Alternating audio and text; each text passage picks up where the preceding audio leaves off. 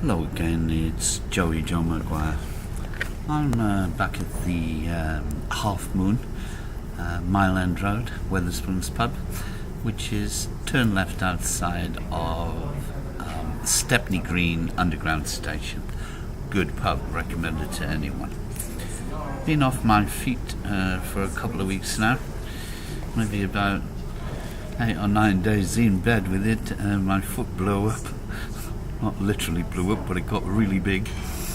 And I'm just back on my feet last couple of days. But anyway, never mind. I'm a survivor. I'm about to recite my latest poem. I think it's the longest poem I've ever written, so bear with me. And it's about me and what happened to me. It's called Wrong Place, Wrong Time. How many times have you heard that in your life, as though people make it like it's okay, you know? Wrong place, wrong time, mate. Like it's just one of those things. Never heard such an understatement. Wrong place, wrong time. Here we go. You couldn't make it up. Though incredible as it sounds, having fallen foul to a psychopath, I would be left with plenty of time set aside for reflection, constantly ruminating over the same question, why? But who knows the workings of a mind that has become dysfunctional, the effects that chemical imbalance and crossed wires have on a person's reasoning, and how hard for me to come to terms with the fact that not a smidgen of remorse was shown.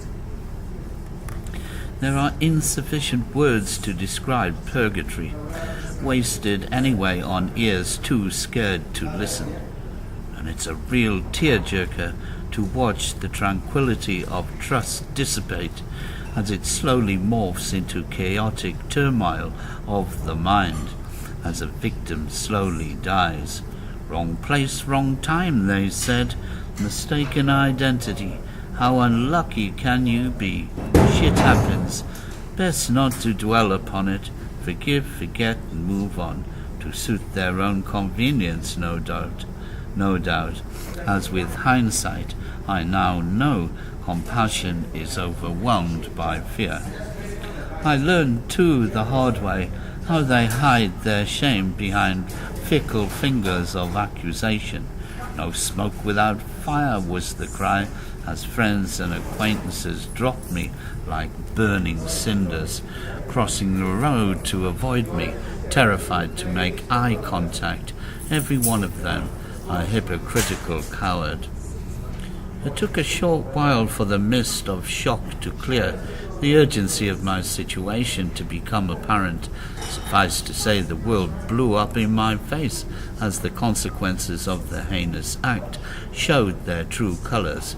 Every friend lost to fear, dispossessed of everything, love, hope, possessions. And how does a man go on when he is left in a vacuum in total isolation?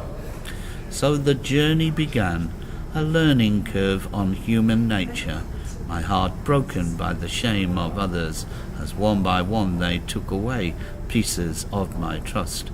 My whole life put through a mangle, I was left for dead, betrayed and publicly humiliated, my life shredded, unceremoniously dumped into a waste bin, never to be the same again.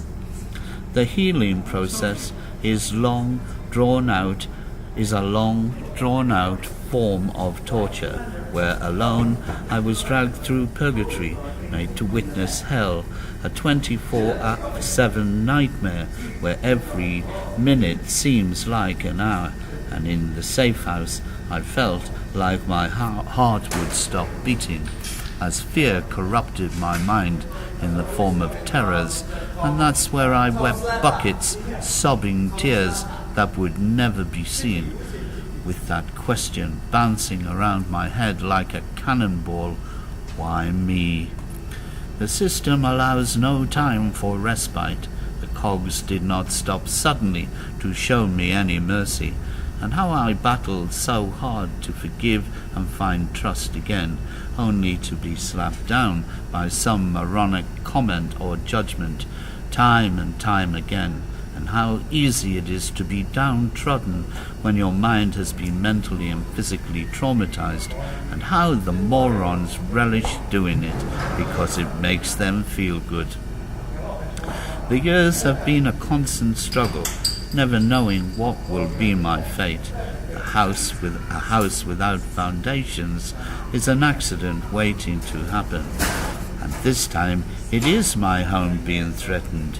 My fragile threads of hope are about to be cut again. My innocence immaterial have become a burden, and very few people care. My trauma has seen my life fly past like a roller coaster. My middle age flashed by in pandemonium.